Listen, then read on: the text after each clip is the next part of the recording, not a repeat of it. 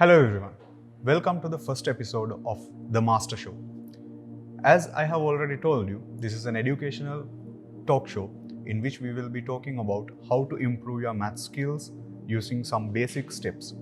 And in the first episode, I'm going to talk about the very first initial thing you have to do in order to have a better performance in your exams. And not only in this journey, in any journey where you want to improve yourself in something, the very first and the very initial step you have to do is have a proper mindset, because the mind is the origin of all our actions. If your mind is in a proper, strong position, it will definitely help you go through the process of change. But if your mindset is flawed, if it has negative thoughts, it will definitely be a burden to pursue your goals. So therefore, let's get into the first episode of this show to see how we can have the correct mindset in order to start this journey.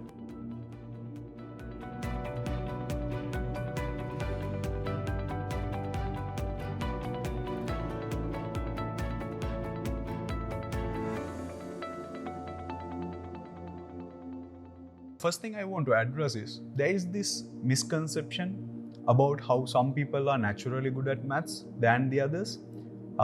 For some period of history, people did believe in that. Some scientists figured out that our brain works in two halves, the left hemisphere and the right hemisphere.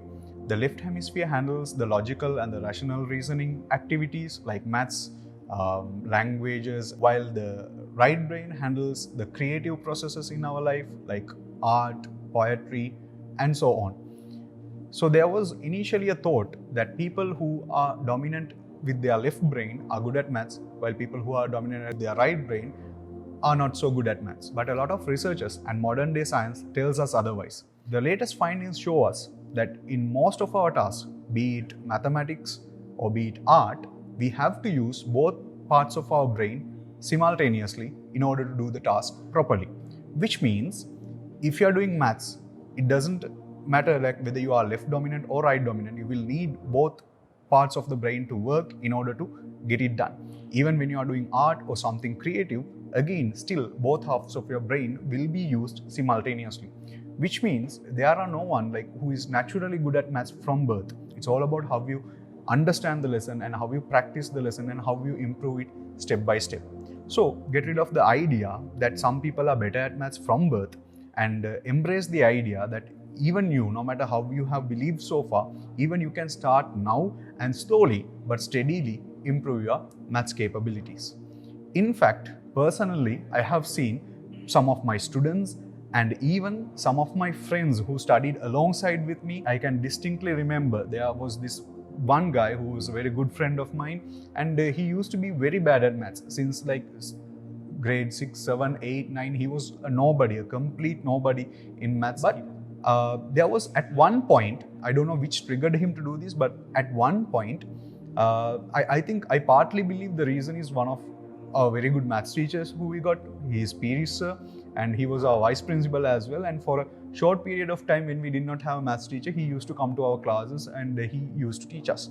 And maybe that kind of created an impact on him, the way he taught, or he was a little bit intimidating, but the way he taught might have created an impact on him. And all of a sudden, this particular boy started to do maths way better. And after a year or so, he surpassed all of us and did much better in maths. This is not only true for my friend. After I became a teacher also, I have seen plenty of students who are weak in maths for the majority of their school time, and they figure out how to do this properly in the last year or last 2 years of their O-levels, and they start and they improve and they do get better results at the end of the day. I personally believe that this is not something which is biologically given to you, that even any of you could become better at maths if you are willing to put the effort and if you are dedicated enough, and of course the most important thing, if you believe that this is something you can achieve. So that is the first thing I want to get rid of in here, because if you believe that you have to be biologically programmed to be better at maths, that is going to always give you an excuse. Okay, I am not good at this from birth, so there is nothing I can do. As long as you have that excuse for yourself, you will continue to slack and you will continue to have disinterest in the subject also. So the very first thing I want to tell you is, please get out of that idea that this is something which comes to you in birth, and start embracing the idea this is a skill which you can acquire if you practice enough. So now that we have cleared that, let's talk about the second problem we have with maths. There is this popular opinion maths is one of the hardest subjects in your entire selection of subjects you study during your high school. Is maths the most difficult, complex subject which you have to go through? The answer is both yes as well as no. Why I say that is, I of course agree maths to be one of the most complex areas to study if you take it as a whole. But what we have in your grades, in your O-levels or in your high school is basically just 1% or maybe 2% of the entire subject, which is quite less compared to the whole thing. So if you take just 1% or 2% of this whole thing, you can't actually argue that's going to be really hard for you. This popular hatred towards maths, all the trolls about the subject, all the memes about the subject, and there is also this trend where maths is uncool, and if you are good at maths, that means you are kind of known to be a nerd if you are good at maths. This kind of stereotypical thoughts have made the subject look somewhat more intimidating than what it really is. So what you study in high school is just like the basic version of the subject, and more or less what you are studying is the symbols and how do you have to represent certain things. That's what the syllabus mainly contains. So therefore, high school mathematics is not as tough as it is looked upon. It is definitely something the students can manage, students can handle, and of course it requires a lot of logical and rational thinking, which is quite in contrast with the other subjects. When you take the other subjects like history or languages, you don't get to use your logical part of the brain much. But in here, of course, you will have to go through, and there is very less memorization. So there is a bit of a contrast between the subjects, but just because it's different doesn't mean it is difficult. So that is the second thing I want you all to keep in mind. So if you are not bad at maths from the beginning of your life, and if maths is not as hard as what it looks like, then what is stopping you from scoring well in maths? Well, there could have been many factors. Some including, but not all, would be like maybe you did not learn the lessons properly, because I have seen quite a lot of instances where the lesson is not taught in a proper manner. So therefore you don't understand, and therefore you think you are not good at maths. That could be one possible reason, that you were not taught the lessons in the proper way. That could actually not only maths, will affect other subjects as well. So maybe that can be a reason. Or else maybe it was taught properly by your teacher, but you may have missed out certain parts of it. And the other thing is, of course, you have a lack of interest towards mathematics.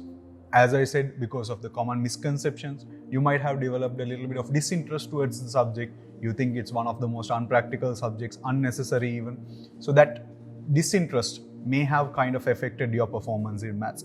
Or else, another possible reason is, as I told you a little while ago, the fear of the subject. When you're scared about something, obviously that will affect your performance, and will definitely might have been a reason for you all to do the maths exams badly than the other subjects, would have been a possible cause. Now these are just some of the possible causes and not all of them, and definitely there might have been more reasons. But as you can see, if you analyze these reasons, you can see all of these are circumstantial. Like none of them can be portrayed as something which cannot be changed at all. All of these are changeable, all of these can be overcome, and we can definitely, if you are willing to do this, you can definitely start even from today and try to go for a better results in maths exams if you follow through some more steps. The initial and the most crucial step is to get rid of all these fears, all these myths, and all these misconceptions about the subject, and have a little bit of more positive attitude towards the subject. And you need to believe in yourself that you don't have to be extraordinary to get some good results in maths, especially when it comes to O-level or high school level of maths, because that is something which is manageable for your age. If this does spike your interest in the subject, and if you wish to do this in the future, then of course you can go and learn more complex parts of this, like calculus and imaginary numbers, and there are tons and tons of other complex parts of maths you can study if you really get the interest during this part. Or else, if you really find out that even though you are going to get some good marks in maths, but still maths is not your thing, there is a lot of other fields in which you can kind of avoid mathematics as a subject and just continue with your future studies. Of course, maths will be still involved in at least a very minor level in almost every other field, but still that will be something you can manage with your basic skills you learn in your school at the moment. So it doesn't really matter what your maths marks are at the moment. Maybe you are someone who is scoring 60s, 50s, 40s, 20s, even 10, and I don't mind even if you're scoring 0 at the moment for maths.